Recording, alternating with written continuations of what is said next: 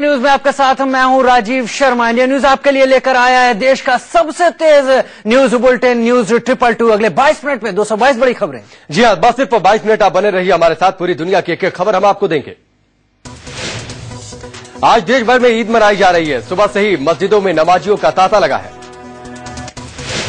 मुस्लिम भाई एक दूसरे को गले लगकर ईद की बधाई दे रहे हैं। कल चांद देखने पर फतेह मुनव्वी मस्जिद के इमाम ने ईद का ऐलान किया था।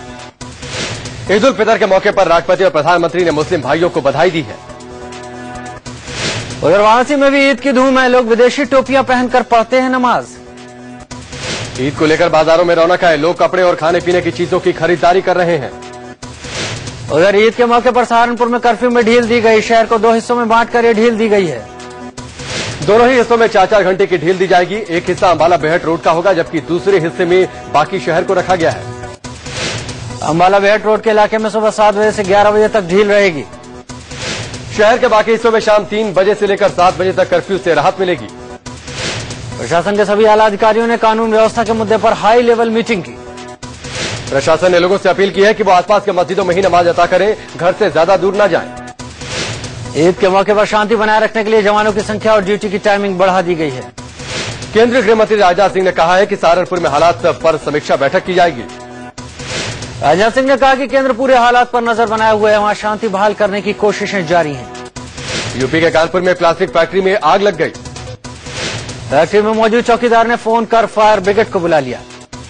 दमकल कर्मचारियों ने किसी तरह से आग पर काबू पाया। शॉर्ट सर्किट से आग लगने की आशंका है। दिल्ली गोविंदपुरी इलाके में 4 मंजिला इमारत गिरने से एक शख्स की मौत हो गई।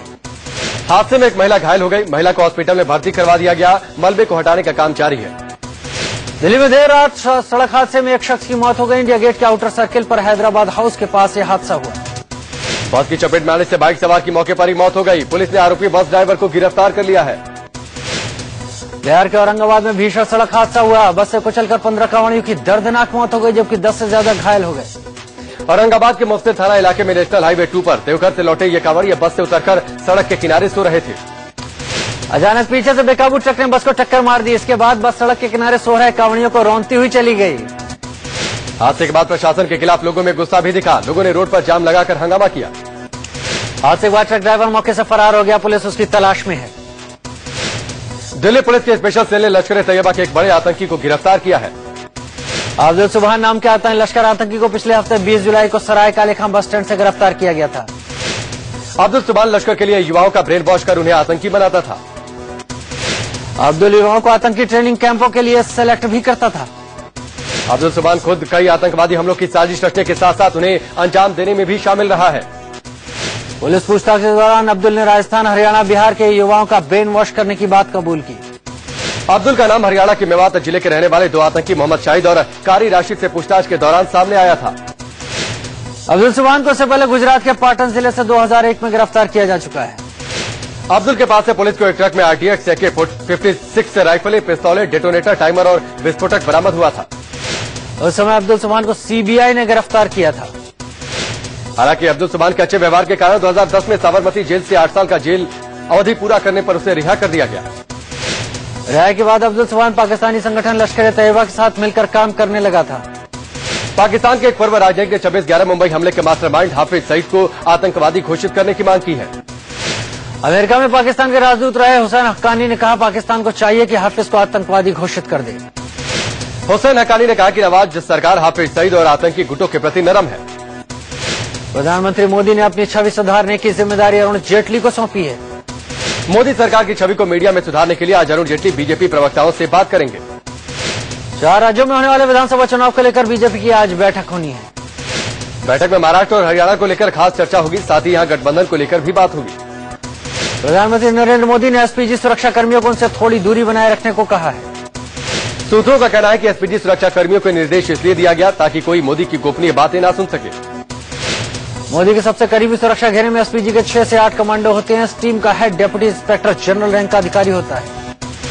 आपको बता दें कि एसपीजी में तैनात एक IPS पर आरोप लगा था कि वो ड्यूटी के दौरान पूर्व प्रधानमंत्री की बातों को सुनता था और उसे दूसरों तक भेजता था।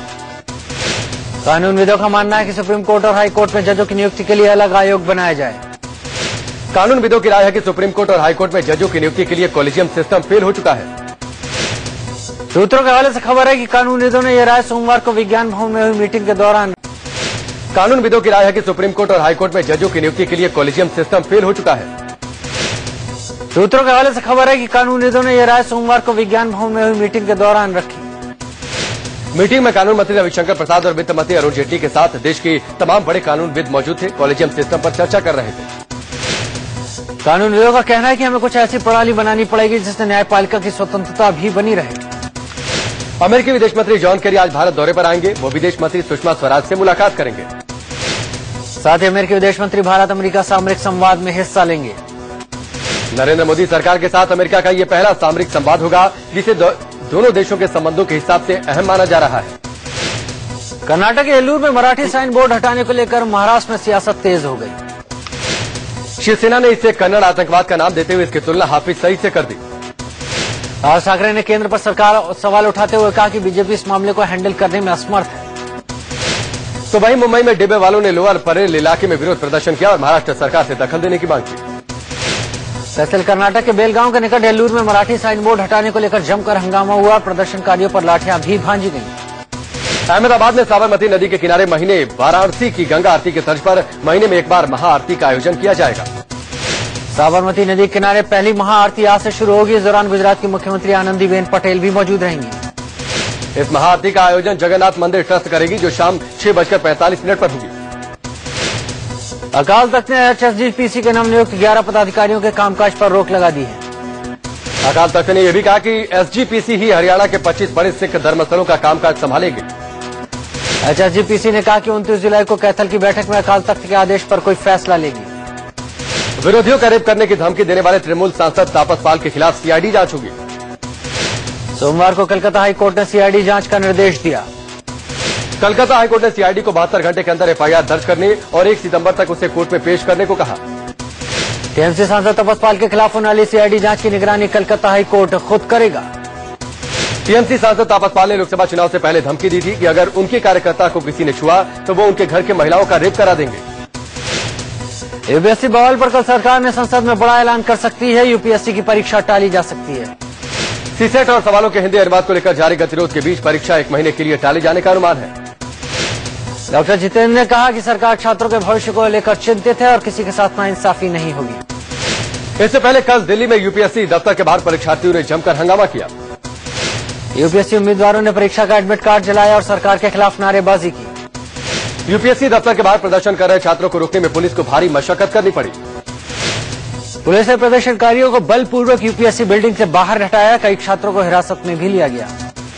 सिविल सेवा परीक्षा से CSET हटाने की मांग को लेकर UPSC उम्मीदवारों की एक टीम कांग्रेस उपाध्यक्ष राहुल गांधी से भी मिली। UPSC मुद्दे पर यूपी के मुख्यमंत्री अखिलेश यादव ने प्रधानमंत्री को चिट्ठी लिखी।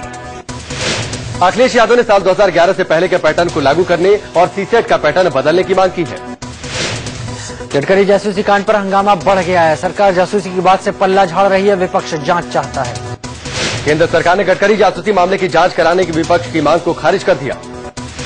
गृहमंत्री राजनाथ सिंह ने कहा, जब गडकरी खुद ही जासूसी की बात से खंडन कर रहे हैं तो फिर जांच का सवाल नहीं उठता। कांग्रेस ने गडकरी जासूसी कांड की जांच के साथ साथ सरकार से संसद में जवाब देने की भी मांग की। कांग्रेस प्रवक्ता शक्ति सिंह गोयल ने कहा कि पहले गुजरात में जासूसी होती थी, अब ये जासूसी कराने वाला दिल्ली आ गया है। द संडे गार्जियन अखबार में खबर छपी थी कि गडकरी के दिल्ली के 13 तीन मूर्ति लेन स्थित आवास से जासूसी के उपकरण मिले हैं। अखबार का दावा है कि उपकरण बाद में हटाए गए और गडकरी ने इस बाबत PM और RSS प्रमुख को इसकी सूचना भी दी थी। हालांकि गडकरी अपने आवास से जासूसी के उपकरण मिलने से इनकार कर रहे हैं। गडकरी ने ट्वीट कर कहा, मैं पहले भी कह चुका हूं और फिर से कह रहा हूं, मेरे आवास से जासूसी के कोई उपकरण बरामद नहीं हुए। गडकरी जासूसी उपकरण मिलने से इनकार कर रहे हैं, जबकि सुब्रमण्यम स्वामी इसे सच बता रहे हैं। सुब्रमण्यम स्वामी का दावा है कि गडकरी की जासूसी हाल फिलहाल में नहीं बल्कि यूपीए सरकार के कार्यकाल में हुई। केंद्रीय शहरी विकास मंत्री वेंकैया नायडू ने अपने मंत्रालय के ड्यूटी के दौरान गायब रहने वाले 80 कर्मचारियों को नोटिस भेजा। दरअसल सुबह सुबह जब वो मंत्रालय का चक्कर लगाने पहुंचे तो अधिकतर कुर्सियां खाली पड़ी हुई थी, स्टाफ भी नदारद था। शहरी विकास मंत्रालय के जिस भी चेंबर में मंत्री वेंकैया नायडू जाते, वहां खाली कुर्सियां ही नजर आती, कहीं इक्का दुक्का स्टाफ दिखे। खबर नायडू ने 80 नदारद कर्मचारियों की लिस्ट बनवाई और उनसे देर से आने पर जवाब मांगा। बीजेपी अध्यक्ष अमित शाह अगले महीने यूपी का दौरा करेंगे। पार्टी अध्यक्ष बनने के बाद ये उनका पहला यूपी दौरा होगा। अमित शाह 19 अगस्त को लखनऊ में कार्यकर्ताओं के सम्मेलन को संबोधित करेंगे। इस दौरान एक लोकसभा सीट और 12 विधानसभा में होने वाले उपचुनाव की रणनीति पर चर्चा हो सकती है। दिल्ली में पोस्टर लगाने के चलते गिरफ्तार किए गए आम आदमी पार्टी के 4 कार्यकर्ताओं को जमानत मिल गई। 3 अगस्त को जंतर मंतर में आम आदमी पार्टी के होने वाले प्रदर्शन को लेकर इन चारों लोगों ने पोस्टर चिपकाए थे। आम आदमी पार्टी ने आरोप लगाया कि दिल्ली पुलिस बीजेपी के इशारे पर उसके कार्यकर्ताओं को गिरफ्तार कर रही है। महाराष्ट्र के पूर्व मुख्यमंत्री अशोक चव्हाण को दिल्ली हाईकोर्ट से राहत मिली है। चुनाव खर्च का ब्यौरा नहीं देने पर चुनाव आयोग से मिले नोटिस पर चव्हाण को मिले नोटिस पर हाईकोर्ट ने रोक लगा दी। कानपुर में अरबपति कारोबारी की बहू की हत्या मामले में नया मोड़ आ गया। पुलिस ने मृतका के पति पीयूष पर हत्या का शक जताया। पुलिस की दलील है कि पति ने अपहरण की जानकारी जहां देर से दी हुई, इस दौरान उसने कई बार कपड़े बदले। सीसीटीवी फुटेज से इस बात का पता चला है। पोस्टमार्टम में महिला के शरीर पर चाकू के 14 निशान मिले हैं। लूटपाट की घटना से इनकार करते हुए पुलिस ने दावा किया कि महिला की हत्या आक्रोश में आकर की गई। गौरतलब है कि कानपुर के पाकी इलाके में एक विवाहिता की लाश मिली थी। पति ने दावा किया था दोनों जब कार से जा रहे थे तब बाइक सवार बदमाशों ने उसकी पत्नी का अपहरण कर लिया था। लखनऊ में एक शख्स ने अपनी पत्नी को गोली मार दी, फिर खुद को भी गोली मारकर आत्महत्या कर ली। महिला गंभीर हालत में हॉस्पिटल में भर्ती है। महिला एसपी की नेता है। यूपी के रामपुर में 2 परिवारों के बीच फायरिंग और पथराव हुआ। फायरिंग से 3 लोगों की मौत हो गई जबकि कई लोग घायल हो गए। 2 बाइकों की टक्कर के बाद विवाद शुरू हुआ और फायरिंग होने लगी। इलाके में भारी पुलिस बल तैनात कर दिया गया है। यूपी के बिजनौर में नगीना रेलवे स्टेशन पर दून एक्सप्रेस में एक शव मिला। मृतक की पहचान आजम सिद्दीकी के रूप में हुई। आजम लखनऊ जाने के लिए ट्रेन के कोच नंबर 5 में सवार हुए थे। रेलवे पुलिस मामले की जांच में जुटी है। यूपी के शाहजहांपुर में एक घर में डकैतों ने लाखों की लूट के बाद मासूम की हत्या कर दी। विरोध करने पर डकैतों ने 3 लोगों को लोहे की रॉड मारी, जिसमें से एक की मौत हो गई, 2 लोग घायल हो गए। यूपी के पीलीभीत में पुलिस लाइन में एक लैपटॉप और एक मोबाइल चोरी हो गया। पुलिस ने मामला दर्ज कर लिया है, साथ ही चोरों की तलाश भी शुरू कर दी है। यूपी के पीलीभीत में मेनका गांधी के खिलाफ निर्दलीय चुनाव लड़ने वाले उम्मीदवार की हत्या। निर्दलीय उम्मीदवार का नाम रविंद्र कुमार है। पैसों के लेन देन के झगड़े में रविंद्र को जहर देकर मार दिया गया। यूपी के एटा में हॉरर क्लिक का मामला सामने आया। लड़की के घर वालों ने लड़की और उसके प्रेमी को गोली मारी। हत्या के बाद आरोपी फरार हो गए। पुलिस मामले की जांच में जुट गई है। यूपी के बरेली जेल में बंद माफिया डॉन बबलू श्रीवास्तव ने अंडरवर्ल्ड डॉन दाऊद से अपनी जान को खतरा बताया। बबलू ने आशंका जताई है कि कोर्ट में पेशी के दौरान दाऊद उस पर हमला करा सकता है। बबलू ने अपनी जान को खतरा बताते हुए शासन को चिट्ठी लिखी। यूपी के इलाहाबाद में बाइक सवार बदमाशों ने शोरूम कर्मचारियों से 8 लाख रुपए लूटने की कोशिश की। बदमाशों दोनों कर्मचारियों को गोली भी मारी, लेकिन एक कर्मचारी बैग लेकर भागने में कामयाब। गंभीर रूप से घायल दूसरा कर्मचारी हॉस्पिटल में भर्ती है। पूरी वारदात सीसीटीवी कैमरे में कैद हो गई है। यूपी के मुरादाबाद में एक 6 साल की मासूम से रेप का मामला सामने आया। आरोपी शख्स को गिरफ्तार कर लिया गया, साथ ही गंभीर हालत में लड़की हॉस्पिटल में भर्ती है। यूपी के आगरा में एक महिला से गैंगरेप का मामला सामने आया। जमीन विवाद की वजह से पहले महिला से मारपीट की गई, फिर उसके साथ गैंगरेप किया गया। पुलिस ने मामला दर्ज कर लिया है। यूपी के हापुड़ में गैंगरेप मामले में खुलासा हुआ। पुलिस ने राशिद नाई गैंग के एक सदस्य को गिरफ्तार किया। हापुड़ में गैंग ने डकैती के बाद गैंगरेप की वारदात को अंजाम दिया था। गैंग के 8 आरोपी अब भी फरार हैं। यूपी के बिजनौर में एक ट्रैक्टर और बस में भीषण टक्कर हो गई। करीब 25 कांवड़िए घायल। 2 कांवड़ियों की हालत नाजुक बताई जा रही है। दोनों हॉस्पिटल में भर्ती हैं। कानपुर में एक मासूम की तालाब में डूबकर मौत हो गई। पूरे इलाके में शोक का माहौल। खनन माफियाओं की खुदाई से ये बड़ा गड्ढा बन गया था। बारिश के बाद इसमें पानी भर जाता है। गाजियाबाद के इंदिरापुरम में उत्तराखंड के सीएम हरीश रावत के बंगले को फर्जी कागज पर बेचने की कोशिश का मामला सामने आया। मामले में गाजियाबाद विकास प्राधिकरण के कुछ कर्मचारियों पर केस दर्ज हो चुका है। यूपी के शामली में राम मनोहर लोहिया आवास योजना में धांधली का मामला सामने आया। गांव के लोगों का ग्राम विकास अधिकारी पर धांधली का आरोप लगा है। लखनऊ में बड़ा ट्रेन हादसा होते होते रह गया। बरेली जा रही नैनीताल एक्सप्रेस के 2 डिब्बे पटरी से उतरे। हादसा उस वक्त हुआ जब 2 सांड अचानक ट्रेन के सामने आ गए। ट्रेन से कटकर दोनों सांड की मौत हो गई।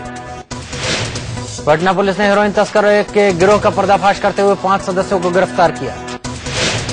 पुलिस ने इनके पास से भारी मात्रा में हेरोइन जब्त की है, जिसकी कीमत 2 करोड़ रुपए आंकी गई। ये लोग छात्रों के बीच हेरोइन की सप्लाई करते थे। आरोपी पश्चिम बंगाल, नेपाल और तमिलनाडु के रहने वाले हैं। दिल्ली के पहाड़गंज इलाके में पुलिस ने हरियाणा के पलवल से लूटी गई 1 करोड़ 60 लाख की काली मिर्च जब्त की है।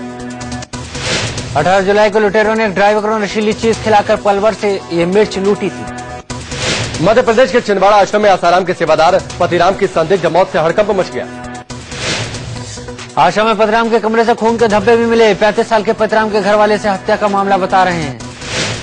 पिछले 13 साल से पतिराम आसाराम के छिंदवाड़ा आश्रम में सेवा दे रहा था। उसकी मौत की खबर मिलने पर पुलिस और फॉरेंसिक विभाग की टीम ने आश्रम में जांच की। पुलिस ने 5 सेवादारों से पूछताछ भी की। इसी आश्रम में पहले 2 बच्चों की मौत भी हो चुकी है। जम्मू के राजौरी में कांस्टेबल ने 2 बहनों की हत्या करने के बाद खुद को भी गोली मार ली। कांस्टेबल संजीव कुमार निशु नाम की लड़की से शादी करना चाहता था, लेकिन उसकी बहन ने इसका विरोध किया। दिल्ली एनसीआर में सोमवार को अच्छी बारिश हुई। बारिश की वजह से दिल्ली के द्वारका इलाके में कई फीट पानी भर गया। महाराष्ट्र में भारी बारिश लोगों के लिए मुसीबत बन गई। वसई, विरार और नाला सोपारा इलाकों में बारिश का पानी सड़कों पर भर गया। सड़कों पर पानी जमा होने से ट्रैफिक व्यवस्था पूरी तरह से चरमरा गई। बारिश का आलम यह कि नदियां सड़क और पुल के ऊपर से होकर बह रही हैं। विरार का मसावन ब्रिज पानी में डूबा है। बावजूद इसके लोग जान जोखिम में डालकर उसी पुल से होकर गुजर रहे हैं। मुंबई से ठाणे में बीते 2 दिनों से लगातार हो रही बारिश से लोगों की मुसीबतें बढ़ गईं। सड़कें पानी में डूबकर तालाब बन गई हैं, जिससे लोगों को आने जाने में काफी दिक्कत हो रही है। मुंबई से भिवंडी में 4 मंजिला इमारत का एक हिस्सा भर कर गिर गया। इमारत की हालत को देखते हुए 25 जुलाई को इसे खाली करा लिया गया था, वरना बड़ा हादसा हो सकता था। उत्तराखंड के पिथौरागढ़ में पहाड़ से गिरे मलबे की चपेट में आने से 6 लोगों की मौत हो गई। यह हादसा पांगला क्षेत्र में हुआ। इस बीच मौसम विभाग ने अगले 48 घंटों में उत्तराखंड के कई जिलों में भारी बारिश का अलर्ट जारी कर दिया है। मध्य प्रदेश के हरदा में बारिश से बुरा हाल है। यहाँ आजनाल नदी का जल स्तर बढ़ गया है। बाढ़ का पानी सड़क पर आने से हरदा का इंदौर से संपर्क टूट गया। हरदा होशंगाबाद मार्ग भी बंद हो गया। भोपाल में लगातार हो रही बारिश की वजह से सड़कों पर कई फीट पानी भर गया। भोपाल के निचले इलाकों में भारी बारिश ने तबाही मचाई है। पानी का तेज बहाव लोगों के घर के पास से गुजर रहा है। गुजरात में शिक्षा बचाओ आंदोलन समिति के सुझाव पर विवाद शुरू हो गया है। शिक्षा मंत्री को दिए गए सुझाव में सरकारी स्कूलों में टीचरों के जींस और टी-शर्ट पहनने पर पाबंदी लगाने की बात कही गई है। साथ ही ये भी कहा गया कि महिला अध्यापक साड़ी या सलवार कमीज पहनकर स्कूल आएं। समिति के इन सुझावों पर आपत्ति जताते हुए कांग्रेस ने बीजेपी सरकार पर निशाना साधा। ईश निंदा कानून को लेकर पाकिस्तान के गुजरांवाला में फिर एक बार अल्पसंख्यकों को निशाना बनाया गया है। फेसबुक पर ईश निंदा का आरोप लगाते हुए करीब 150 लोगों की भीड़ ने अहमदी समुदाय की एक महिला और 2 बच्चियों को पीट कर मार डाला। दोनों बच्चियां महिला की पोती थी, जिनमें से एक की उम्र 7 साल थी और दूसरी उसकी नवजात बहन थी। फिलीपींस में सोमवार को इस्लामिक आतंकवादी संगठन अबू सयाफ के हमले में 21 लोग मारे गए और 11 अन्य घायल हो गए। सुलू प्रांत के टालीपाओ कस्बे में अबू सयाफ के आतंकवादियों ने 2 सवारी जीपों पर हमला कर दिया। रूस का एक सैटेलाइट जिसमें छिपकली, कीट पतंगे और मशरूम को अंतरिक्ष भेजा गया है, धरती पर वापस गिर सकता है। रिपोर्टों के मुताबिक फोटोन M4 सैटेलाइट का इंजन ग्राउंड कंट्रोल के निर्देशों पर प्रतिक्रिया नहीं कर रहा है। 6 टन के सैटेलाइट को 19 जुलाई को लॉन्च किया गया था। रूस के स्पेस स्टेशन से सैटेलाइट का संपर्क टूट चुका है। इस्लामिक आतंकी संगठन ISIS ने सीरिया में एक दफ्तर खोला है, जहां महिलाएं ISIS के लड़कों से शादी करने के लिए अपना पंजीकरण करा सकती हैं। उत्तर कोरिया के शीर्ष सैन्य अधिकारी ने अमेरिका को व्हाइट हाउस और पेंटागन पर न्यूक्लियर हमले की धमकी दी है। कोरियाई सैन्य अधिकारी ने अमेरिका को दक्षिण कोरिया और उत्तर कोरिया के बीच तनाव बढ़ाने का जिम्मेदार ठहराया। कानपुर में बिजली की समस्या को लेकर लोगों ने जमकर हंगामा किया। लोग इस बात से नाराज हैं कि जैसे मौके पर भी बिजली काटी जा रही है। अंतर्राष्ट्रीय बाजार में कच्चे तेल की कीमतों में गिरावट की वजह से 31 जुलाई से पेट्रोल सस्ता हो सकता है। हीरो मोटरकार के सीईओ और MD पवन मुंजाल देश के सबसे कमाऊ सीईओ हैं। 15.5% की बढ़ोतरी के साथ उनकी सैलरी 37.88 करोड़ है। कस्टमर्स के मामले में एयरटेल ने नया मुकाम हासिल कर लिया। एयरटेल के ग्राहकों की संख्या 30 करोड़ पार कर गई। इसके साथ ही कंपनी दुनिया की 4थी बड़ी और चीन के बाहर दूसरी सबसे बड़ी दूरसंचार कंपनी बन गई है। 135.52 अंकों की गिरावट के साथ सेंसेक्स सप्ताह के न्यूनतम स्तर पर पहुंचा। 25,991 पर बंद हुआ सेंसेक्स। 16 जुलाई को तकनीकी दिक्कतों की वजह से मुंबई टू दिल्ली की उड़ान में देर हुई थी। एक यात्री की शिकायत के बाद जांच के बाद DGCA ने निर्देश दिया। उड़ान में देरी पर DGCA का स्पाइसजेट को निर्देश, सभी यात्रियों के किराए लौटाए कंपनी। देश का एग्रीकल्चर ग्रोथ रेट 2014-15 में 1% कम रहने का अनुमान है। रेटिंग एजेंसी क्रिसिल ने यह अनुमान जारी किया। 2 बड़े हादसों के बाद मलेशिया एयरलाइंस अपना नाम बदलने पर विचार कर रही है। इसके साथ ही एयरलाइंस ने थोड़ी प्रतिष्ठा हासिल करने के मकसद से मलेशिया एयरलाइंस एयर रूट में भी बदलाव करने पर विचार कर रही है। एस्सार दुनिया की सबसे बड़ी केमिकल कंपनी BASF के साथ ज्वाइंट वेंचर पेट्रोकेमिकल कंपनी बनाने पर विचार कर रही है।